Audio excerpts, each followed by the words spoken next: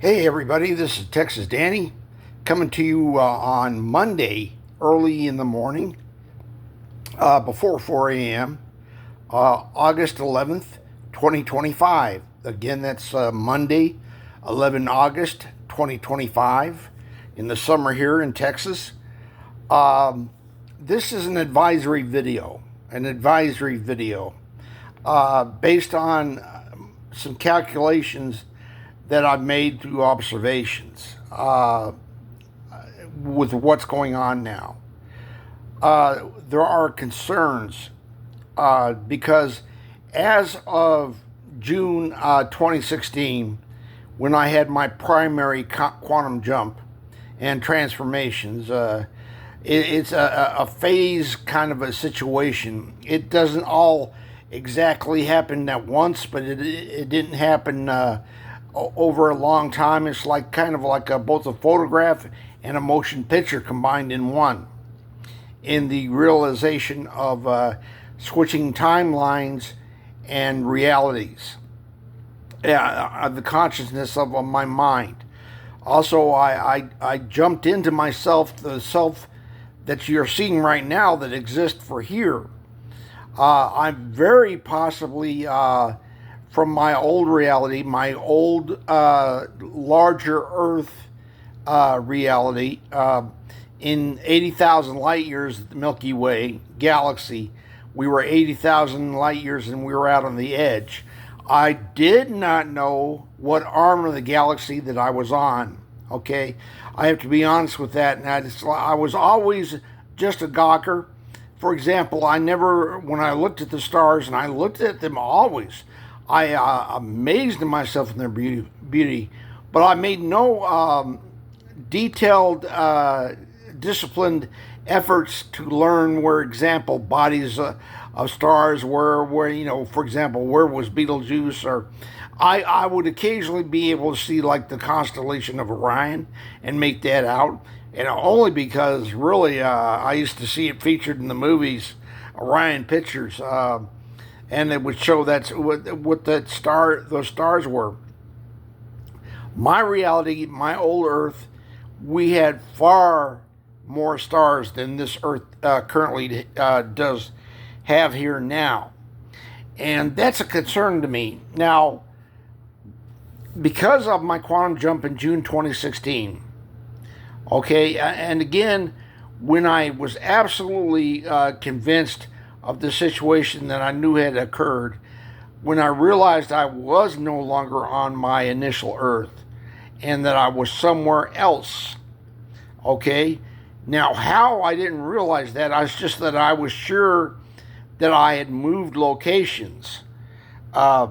Even though I was coming out of the same apartment, the same demonstration.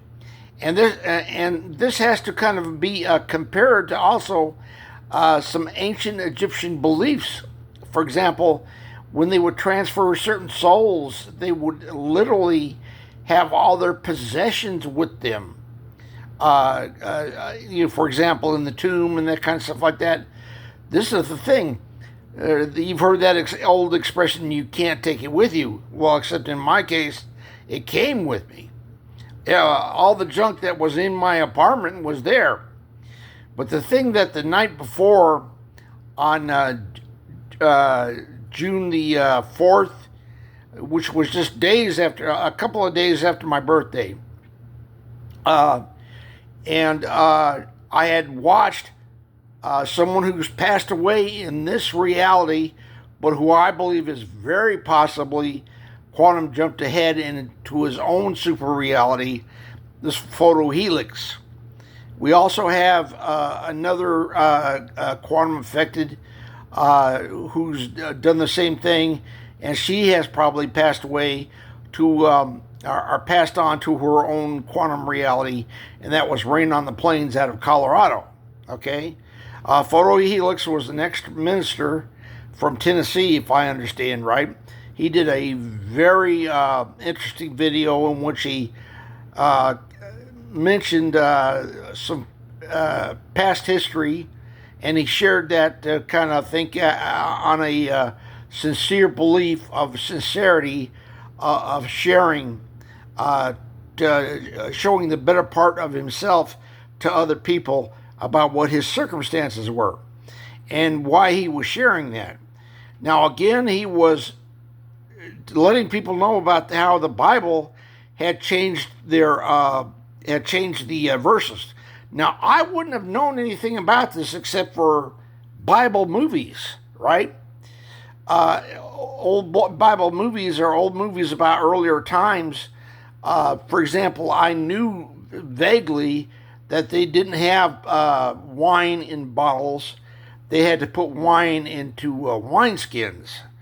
And that was what the subject of that photo helix was talking about, that the Bible had changed about putting wine into wineskins, putting it into wine into bottles. And glass technology came in at a certain time, I think well after Christ, hundreds of years after Christ, perhaps in the 7th, 8th, 9th century, something like that. The 700s, the 800s, the 900s, whenever glass was invented, and they actually invented glass, and people started to use that to drink out of. But they also used metals and they used wood. But the point is that Photo Helix, I had watched him that night talk about that issue, and the only understanding I had about it was that I remembered that people used to drink out of animal skins, wine skins. So his point about bottles being changed in the Bible was an interesting point, because that had to change from one point to the other. For example, from the 1st or the 2nd century to the 7th or the 8th century, hundreds of years went by. Okay? You had about 500 years of changes in there. So that allowed you to create the technology of glass and cleaning glass to use for liquids. Now, Rain on the Plains is also someone who mentioned to me, I had a conversation once with her, and she was talking about the location of Dallas. And this is interesting because she talked about how she believed that Dallas was in the center, the heart of Texas, right in the middle there. Actually, it's in North Texas. But strangely, I had a vague, faint memory, just like the Mandela effect, having a vague, faint memory of Nelson Mandela dying in prison in the late 1980s or the early 1990s. I just had this ghost memory, and it was the same way with the location of Dallas, because I had a faint memory of like one of these, like if you went to the state fair and they give you these print-ups of the interesting things about the states, icons in the state and that kind of thing, locations in the state. And I had a faint memory of Dallas being in the middle of Texas, right? Even though Dallas is the first city I ever flew to in my life in the year 1970, and is roughly always been where I perceived it to be in North Texas. But I have seen some changes to physical sizes to distances as well.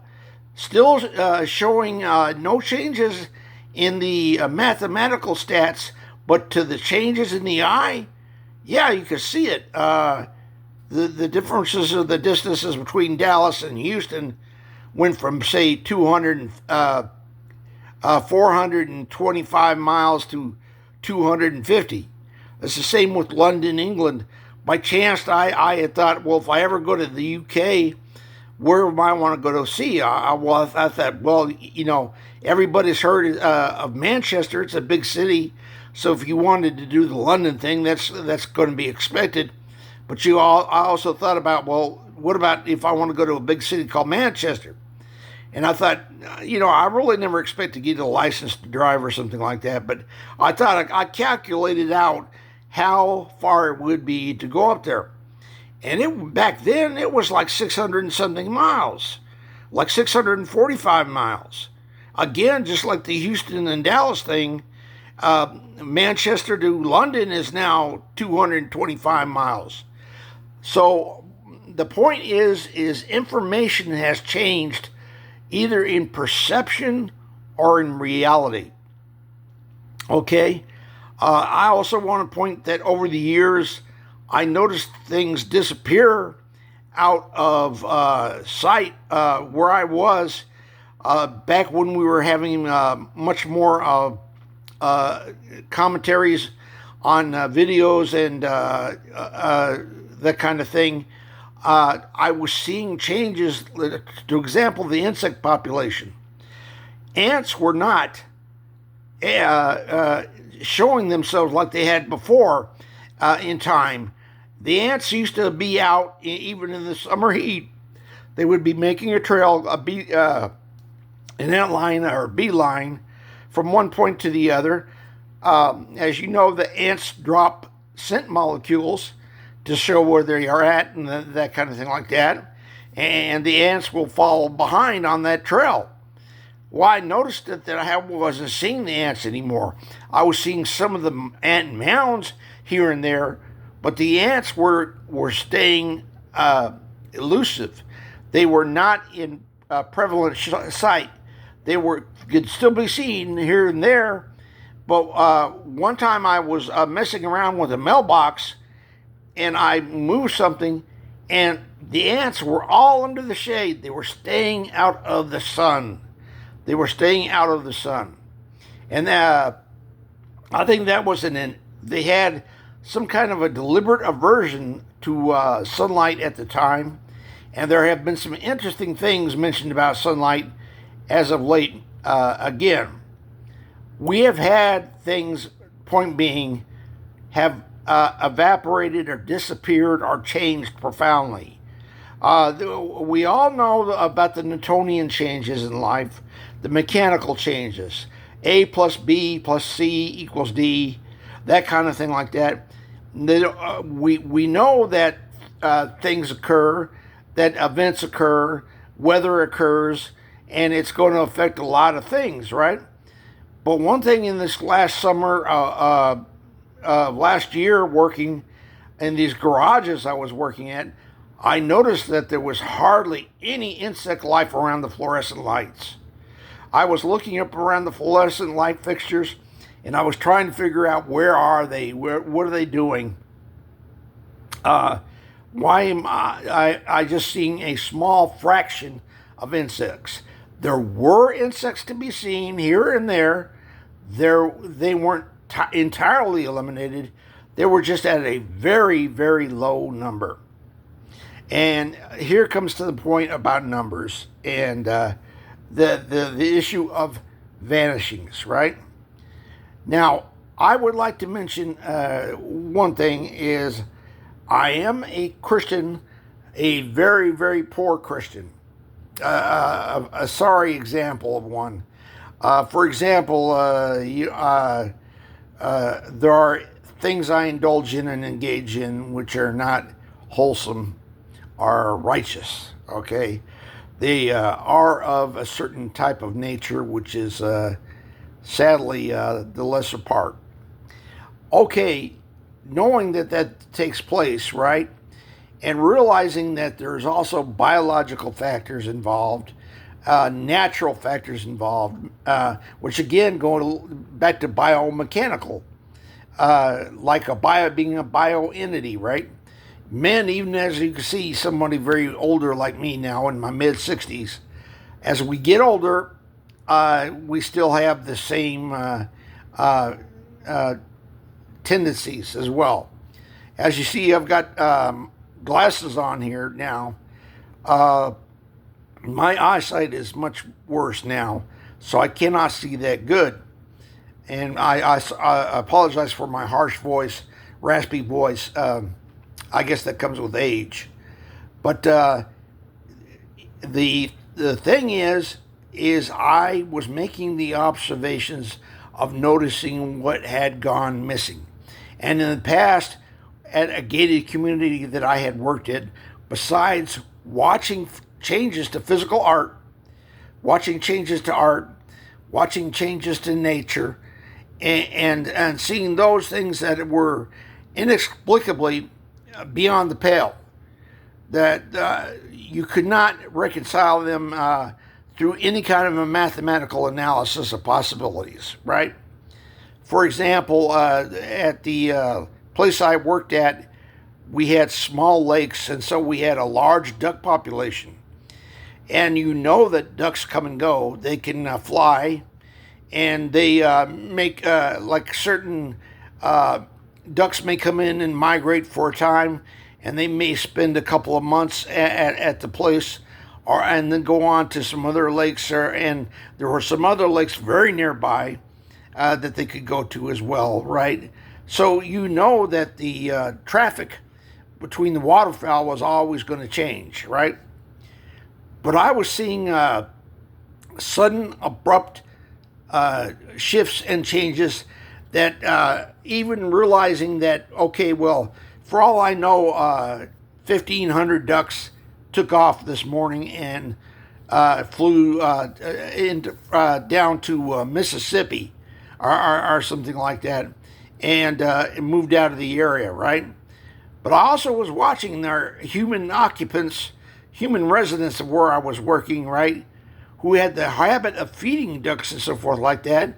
And what was strange, what I found out, that they were not acting like somebody who was observing anything, noticing anything, right? Noticing that, hey, the duck population has dropped 70, 80%. Wildly. The duck population was far less, and yet they were coming out with these same large bags and walking out to all the places that they usually went to, right? Well, human nature being human nature, you can understand and accept that, okay, people that didn't adjust or modify their behavior immediately until they had the impact of the changes ingrained into their mind, that they no longer needed to carry around 60 pounds worth of feed, right?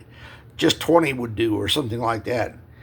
But that's also something that I noticed with the residents, as I was like in the movie The Mandela Effect, very late in the movie, where you started seeing changes to botanical life, abrupt and quick changes and that kind of thing like that. That was going on as well, right?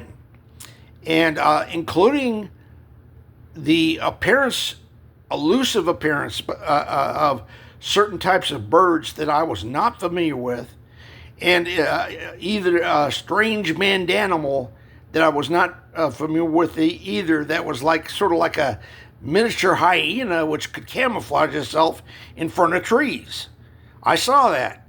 I will have to go through my phones and see if I can't find the photo, even though it's not sharp in detail, but it will show you this critter that I saw for a series of nights over about a week at the gated community that I was working at, right? But that, and also observing and watching human behavior, watching the apparent zombification of people. They'd be walking, and it's like they were not noticing anything or seeing anything. And I was watching them then as they were coming through the gates, and these automatic gates would be opening and working, and these people would be going on through and not observant to me in any way, hardly at all, right? At least in what I was seeing. And I was seeing the wild changes with the wildlife and so forth. Again, though, these subjects are of importance because, and these are impressions. These are what I sense. I can't prove. For example, I have been watching Tunis, Tunisia, moving up the North African coast for some time in the southern Mediterranean, come closer and closer to Sicily and Malta. And so I have watched those areas close in, become sharper. The Mediterranean has shown closings, has shown getting smaller. But I haven't, of course, been there. I haven't gone out and stuff like that. And even to say I had the wherewithal, the financial means, that I was wealthy and I could take jets or something like that from point A to point B to point C. What would I do when I went to these places? What would I try to do? Navigate a solution and do a surveillance of the geography, or prove to myself that I knew, for example, north was north and south was south, east was east and west was west. Those things are very difficult. But going by hunches and concerns, I think we are now in the time of vanishings. We are having, of course, economic situations of all possible types, either planned or unplanned, deliberately planned or inadvertent, and people are responding and changing those. We have the Newtonian aspects to this, which are understandable, people haven't got the money, so they're not frequenting places that they could before. They just don't have the funds. But also, there's the situation where human behavior also kicks in, where even if you don't have the money, you're still going to engage in certain behaviors, and you have to be somewhere. You have to be home or work or whatever else like that, right? And yet we have the situation where apparently things are being altered and changed. And I am thinking strategically, according to plan and possibilities of that at least. Just like noticing that we had a far lower insect population that among the fluorescent lights at night in a garage area than should have been normal, much further down. All the places of the world are having these gaps in them, which they are at, where there's an absence, where things are missing. Okay, and again, I'm sure a lot of this has reasonable possibilities. There are reasons that the things happen, that somebody is somewhere, they're doing this and they're doing that, but it's fine. There's a normal situation. But I'm also under the impression, because of the visual changes that I see to maps when they do change, and on Google Earth and paper maps as well. When also some paintings I have shown map changes. Now these things keep on demonstrating themselves. What they are is unknown to me, right? But I would advise all of you to, if you would, being of your own volition and deciding to do what you will, confer with God and ask for His protection in your being and your person. And, I am a sinful man, and still would do that and ask for His grace and His mercy. No matter who you are, if God would save me, He'll save anybody. Okay? But this is the thing that could be going on right now. Has the ability to change the environment come into possession of those who have no soul, who have no contemplation or regard for others, and just have objectives. This may be possible. You need to look out for yourselves, pray for yourself and loved ones, because we seemingly have changed into again the era of vanishings. Now again, I am aware of the Bible, and I'm aware of people speaking about raptures and so forth like that, and that may be indeed what God is doing. But I sense something different. I sense something else. These vanishings are different. Texas Danny out.